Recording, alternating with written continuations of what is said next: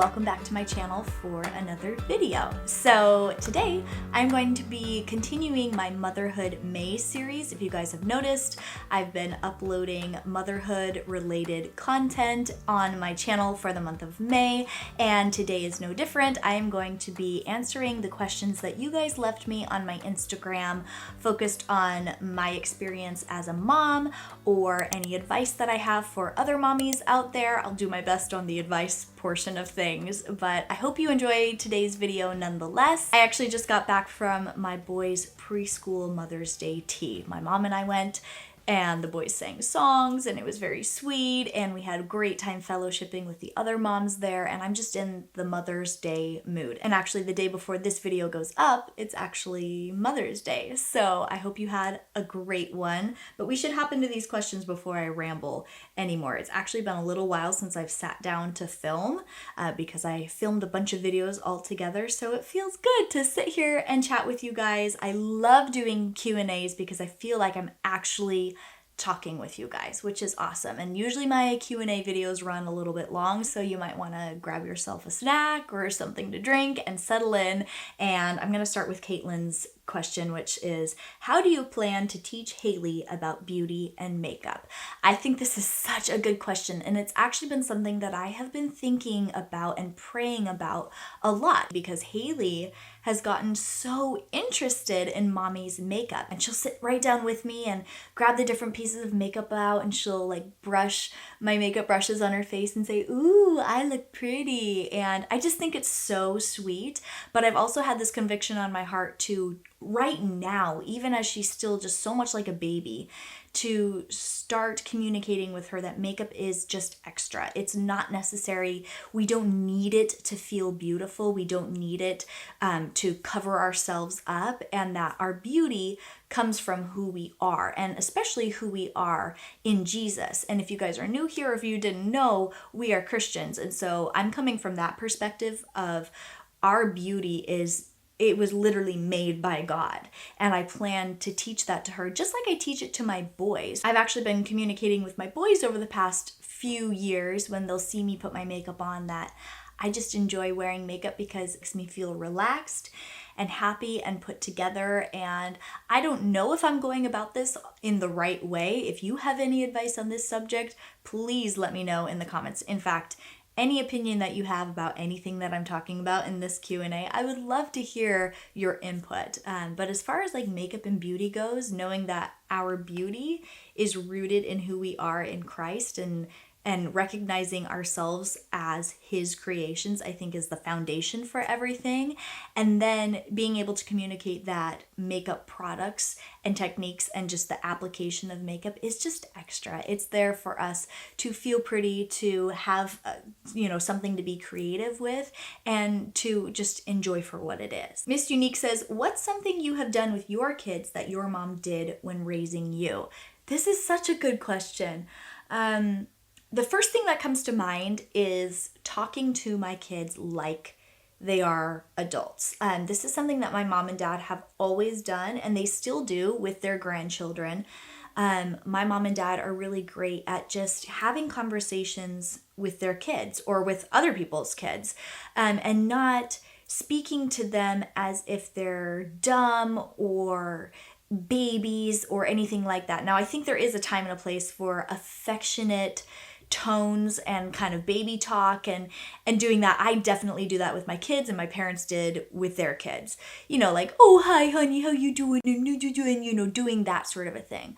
But in conversations, in responding, in the back and forth, and just like the day-to-day sort of vocalizing and speaking that you do with your kids, the thing that really impacted me and something that I definitely have carried on from my parents is just talking to my kids like they're another person, like they're an adult. I feel like it's a really positive thing because it teaches them that they are equal in importance to the adults in my life.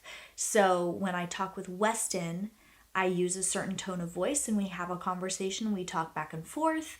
And if I was to turn to Liam or Judah who have a question or want to talk about something, and I have a completely different voice and I start talking differently, then they don't see themselves as being like as worthy of an intelligent conversation. I don't know. That's just my take on it. I'm not a child psychologist, but I remember growing up really appreciating that. And I remember my friends, a couple of friends in particular, commenting on the fact that my parents talked to us and they talked to my friends like they were adults, and how much they appreciated that. So that's definitely something that Weston and I will continue to do with our kids. My lights are swinging around back there a little bit because Judah just came in to tell me something and he closed the door on his way out and the lights are attached to the door.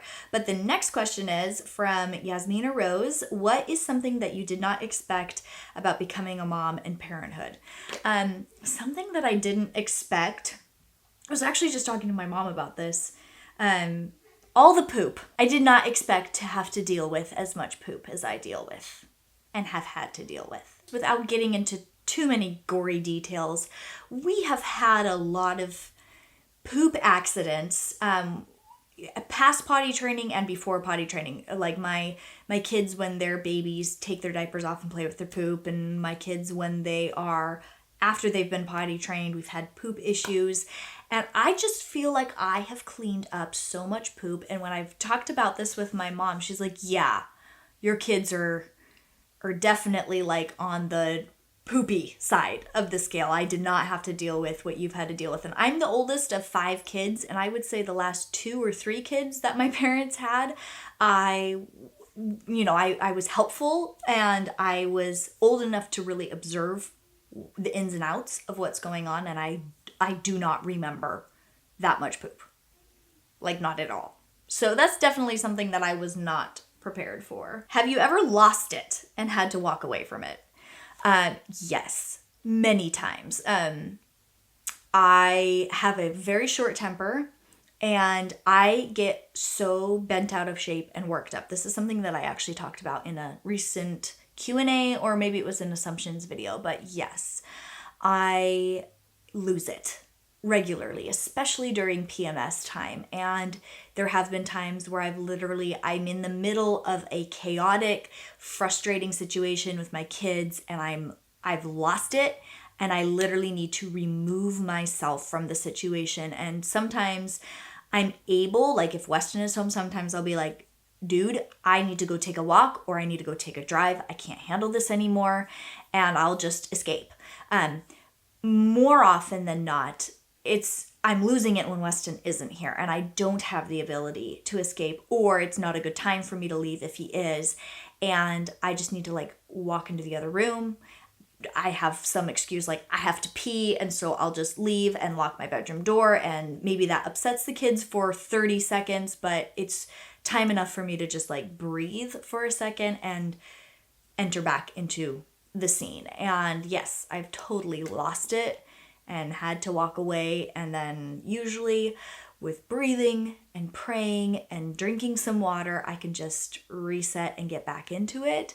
But yeah, definitely I am a mom who loses it. Hannah Sophia 14 says, do you do one-on-one time with your kids? If so, how do you balance one-on-one time with the boys? And then this question, it looks like it goes on, but sometimes Instagram cuts it off weird. So I can answer some of this question. And the answer is yes, we do have one-on-one time.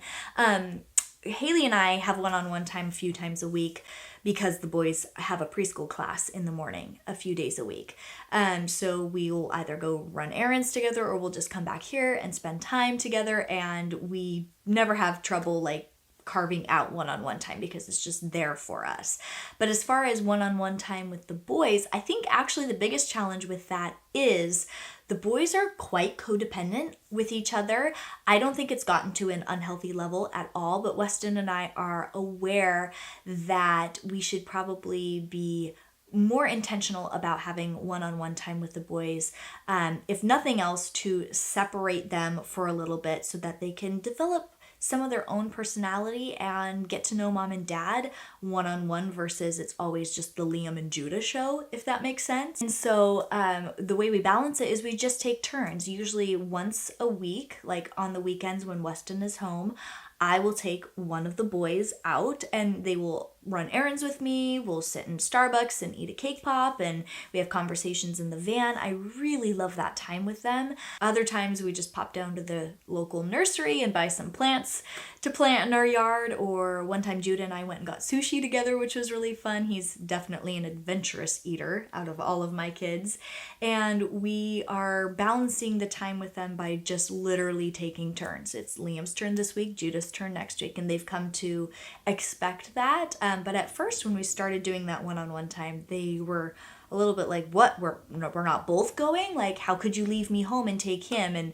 And just like with anything, the more times you do it, the more it becomes a routine, and they come to expect it and realize that it's normal. And we're definitely in balance as far as that goes, and I really do enjoy one-on-one time with all three of my kids. Lindsay says, what's the hardest part about being a mom and a YouTuber?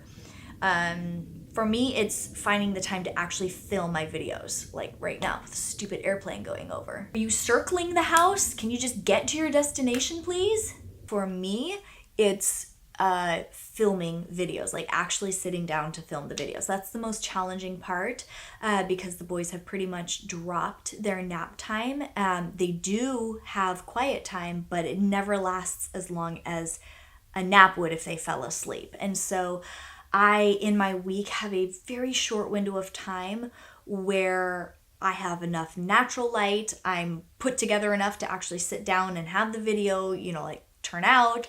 There's a lot to set up. I film in a very small space. I'm filming in my master bedroom, and so I can't always have all of my equipment set up at all times where I just sit down to having it all set up and press record. I have to set everything up and tear it all down every time I sit down to film. So I do try to film 2 or 3 videos at a time. It doesn't always work. Today it's just this video. I don't have another video put together enough to actually sit down and film.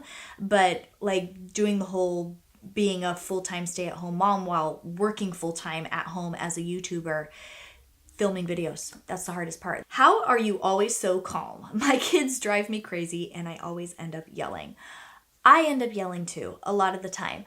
I would say that I'm a recovering yeller. I definitely yell less than I used to, and it's only been by prayer and the grace of God that I have just learned some strategies for keeping my cool. But like I mentioned earlier, I lose it sometimes. I definitely do. And I have just really focused, especially in the last year, on trying to become a more calm and peaceful mom. Actually, my video last week for you guys, if you missed it, it's how to be a calm and peaceful mom. And I had a few tips for you on how to just create a calm environment and some strategies to go through that I have found to be really helpful. And so if you missed that video, it's linked in the description box as well as the cards up here.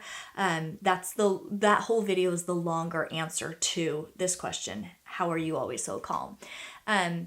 The other thing I will say is, you guys see me on my best behavior.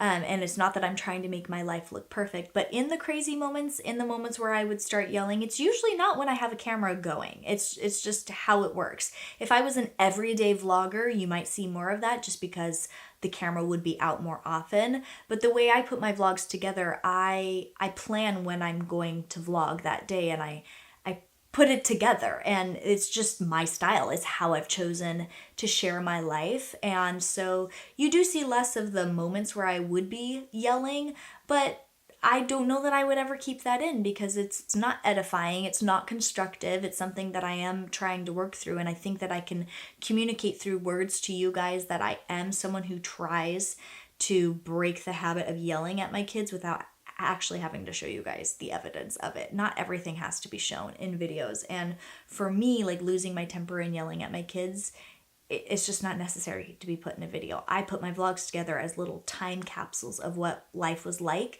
in that particular time in my life.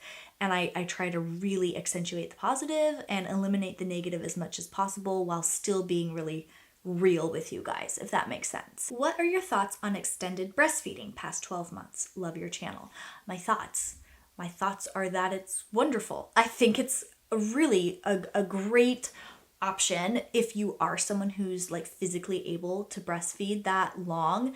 The American Academy of Pediatrics suggests that women should breastfeed their babies at least until 12 months, but I know people who weaned way before that, and I know people who are still breastfeeding their kids well after like 3 years old. So I think that the whole extended breastfeeding thing is cool if you have the attitude toward it that everyone gets to make their own decision about it. And so for me, I just knew that past 2 years old, I didn't want to continue to breastfeed my kids. It was just kind of where I felt the cutoff was for me. But everyone is different. And like for my mom, all of her kids self-weaned themselves before like 9 months. So every mom and baby, every combination, every person's body is so different. How do you get the boys to eat their dinner and try different things?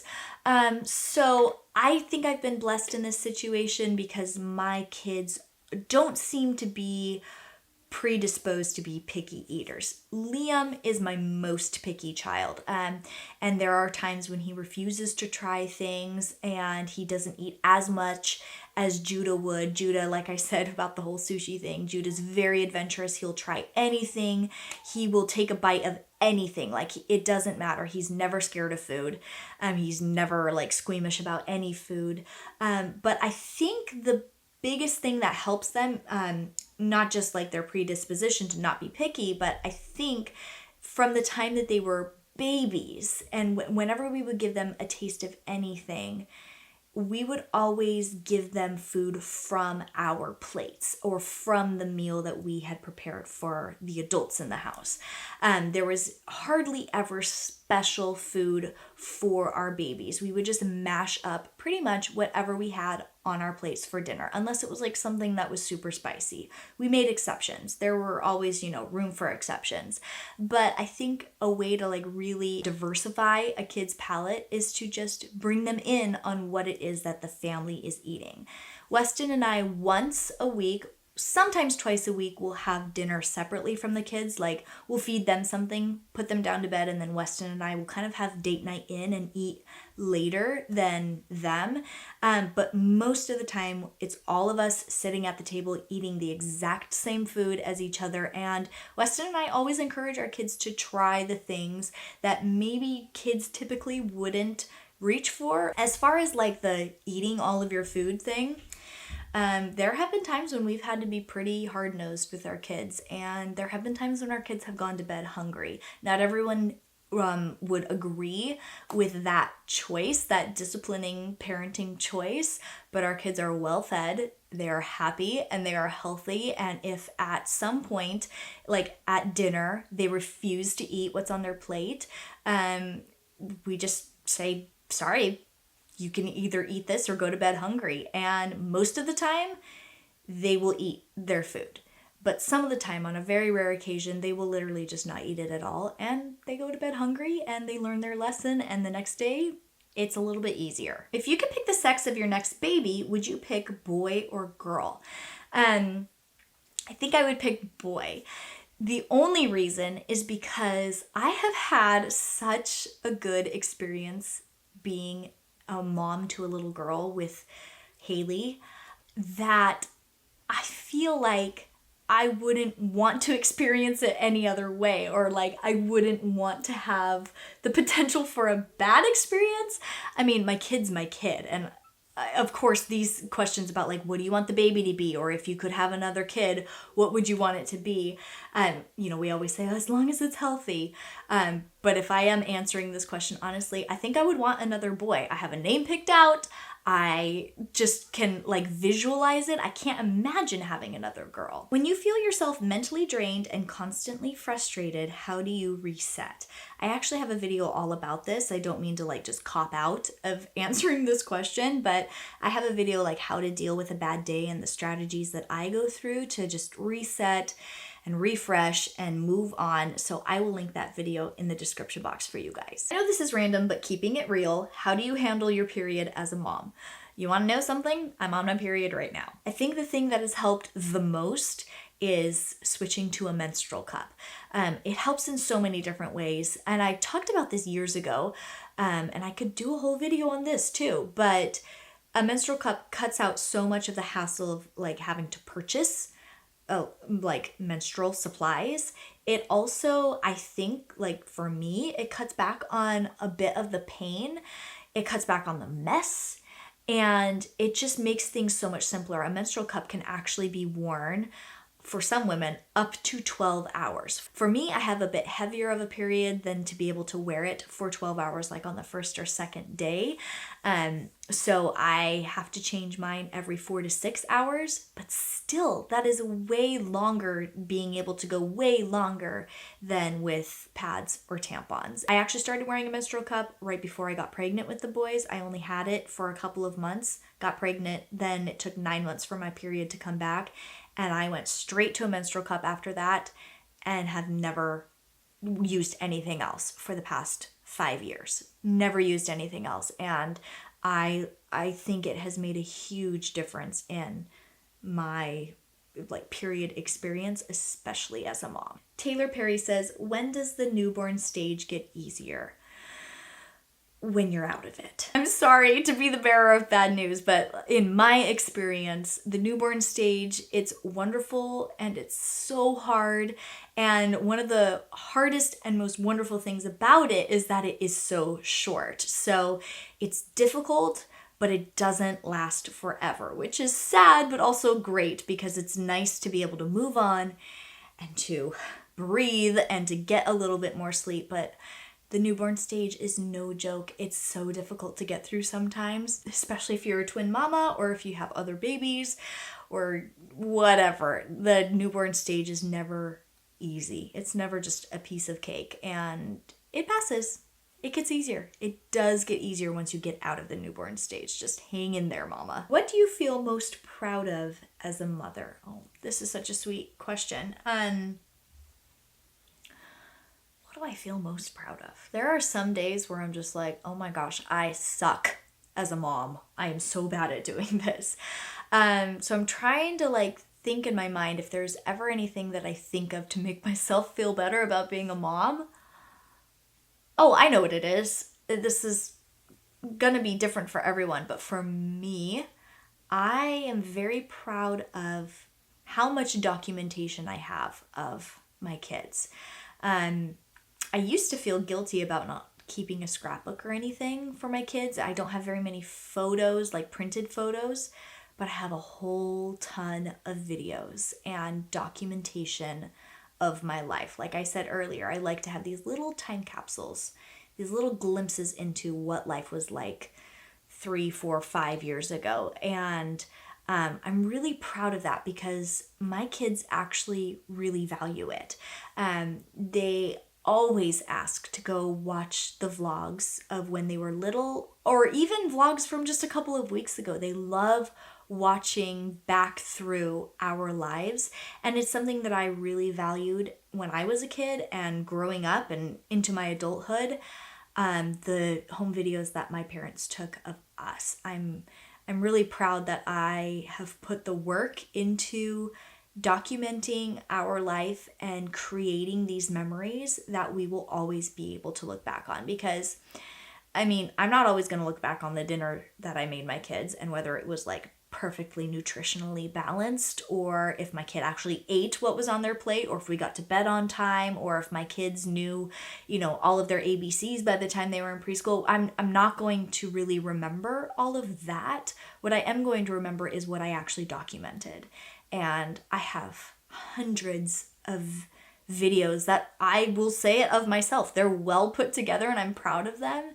And I'm so glad that I, and Weston too, that we have taken the time to prioritize for that. Like when it comes to what I feel most proud of, like of myself as a mother, I'm proud of what I've done to document our lives. But this question could also be, what do you feel most proud of as a mother? Like what makes you proud of your kids?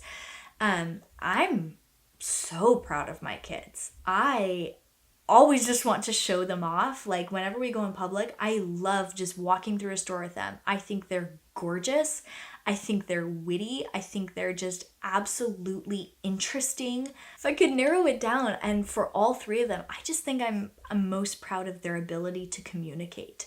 I'm very proud of that. And it has taken work on my part, but it's also genetic for them as well. They're advanced in their speech. And I think that it's just wonderful to hear them talk and to be able to communicate with them. And the fact that they're just these little minds and these little souls, these little humans that I get to do life with. Like, I'm really proud of my kids that they are just so interactive. They're just so vivacious and very perceptive. And I don't know, I could go on and on and on and on. I could go on and on, but I think I am going to end it right there and end this video right there. I think that's the last question I have time to answer today. The boys are calling for me, and yeah, duty calls. I hope you guys enjoyed today's video and hearing more about my heart for motherhood, my experience with motherhood. I hope it was helpful in some way or entertaining in the least. If you did enjoy this video, don't forget to give it a thumbs up. That lets me know to do more videos like this here on this channel. I really do take a look at what's being thumbs up on my channel so I know to make more of that sort of content. And if you like Q&As, leave your thumbs up. I hope you all are having a wonderful day wherever you're at. Thank you so much for watching today's video, and I'll catch you later.